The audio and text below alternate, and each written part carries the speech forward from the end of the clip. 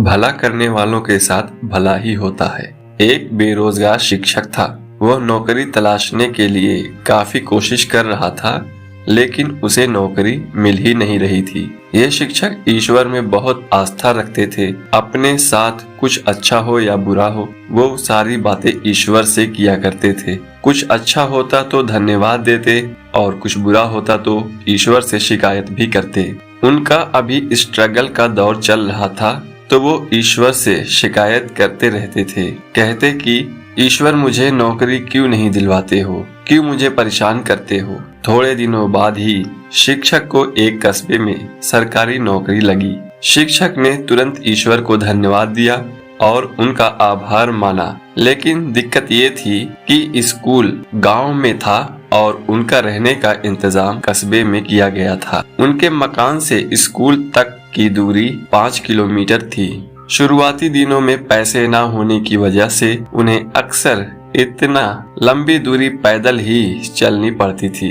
कभी कभी उन्हें रास्ते में कोई वाहन दिख जाता तो उससे लिफ्ट मांग लिया करते, लेकिन ऐसा बहुत कम होता था। शिक्षक ने तय किया कि सबसे पहले वो पैसा जमा करके एक मोटरसाइकिल लेंगे। उन्होंने बड़ी मेहनत करके पाई पाई जोड़कर कुछ ही महीनों में मोटरसाइकिल लेने के लिए पैसे जुटा लिए और एक अच्छी सी मोटरसाइकिल खरीदी। अब उनका जीवन थोड़ा आसान हो गया। उन्होंने फिर से ईश्वर को धन्यवाद दिया। उन्हें अपना पुराना समय अच्छे से याद था। उन्हें इतनी दूर तक चलने की तकलीफ भी याद थी। इसलिए वो स्कूल आने के समय और वापस घर जाने के समय हमेशा किसी न किसी जरूरतमंद को अपनी मोटरसाइकिल पर बिठाकर लिफ्ट दिया करते थे। कभी किसी छोटे बच्चे को स्कूल छोड़ दिया, कभी किसी बूढ़े को लिफ्ट दे दी, तो कभी किसी किसान को शहर छोड़ दिया। इस तरह से शिक्षक आ रहे हो या जा रहे हो, कोई न कोई उनके पीछे बैठा ही मिल जाता था।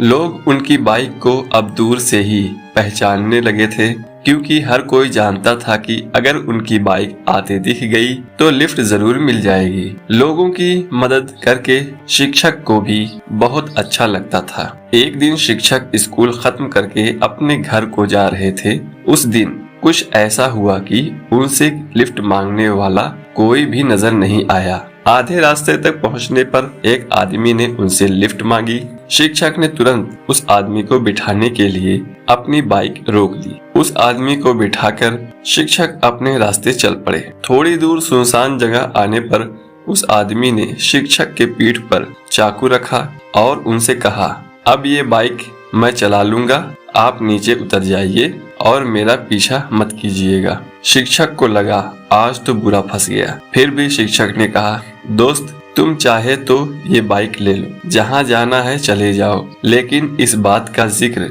कभी किसी से मत करना, क्योंकि इस रास्ते पर वैसे ही बहुत कम लोग गाड़ियों से जाते हैं और उनमें से भी बहुत कम लोग किसी को अपने साथ बिठाते हैं। अगर इस बात का पता लोगों को चल गया तो वे दूसरों को लिफ्ट देना बंद कर देंगे। उन लोगों का एक दूसरे पर से भरोसा उठ जाएगा।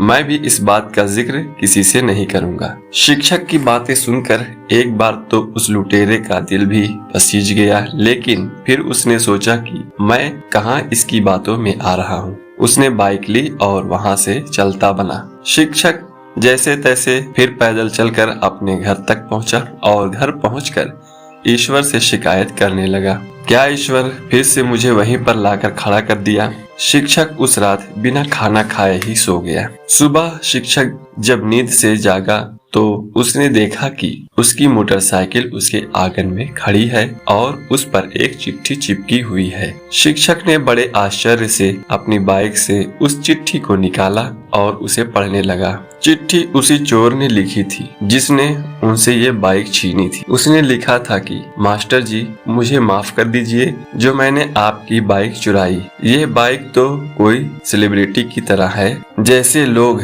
किसी बड़ी सेलिब्रिटी को दूर से ही पहचान लेते हैं, उसी तरह हर कोई दूर से ही इसे पहचान ले रहा था। मैं जहाँ भी जा रहा था लोग मुझे रोककर इसके बारे में पूछते और तरह तरह के सवाल करते थे। मैं इस बाइक को क्यों चला रहा हूँ, या मास्टर जी की बाइक आपके पास क्या कर रही है। मैं बहाने बनाते बनाते थक गया, लेकिन लोग सवाल करते करते नहीं थके। मुझे पक्का यकीन है अगर थोड़े दिन यह बाइक मेरे पास रही तो मुझे जरूर जेल जाना पड़ेगा, इसलिए मैं यह बाइक आपको वापस लौटा रहा हूँ। चिट्ठी पढ़ते पढ़ते मास्टर जी की हंसी छूट गई और उन्हें यकीन हो गया कि उन्होंने जितनी भी भलाई की है उसका फल भी उनको भला ही मिला है। उन्होंने फिर से ईश्वर को धन्यवाद दिया और फिर से लोगों की मदद में लग गए। दोस्तों, ये कहानी हमें सिखाती है कि कर भला तो हो भला। दूसरों की मदद करेंगे तो ईश्वर भी आपकी मदद करेगा। दूसरों का भला करेंगे तो आपका बुरा कभी नहीं होगा। कहानी पसंद आई हो तो लाइक करें, चैनल को सब्सक्राइब करें और कमेंट में अपनी राय जरूर दें।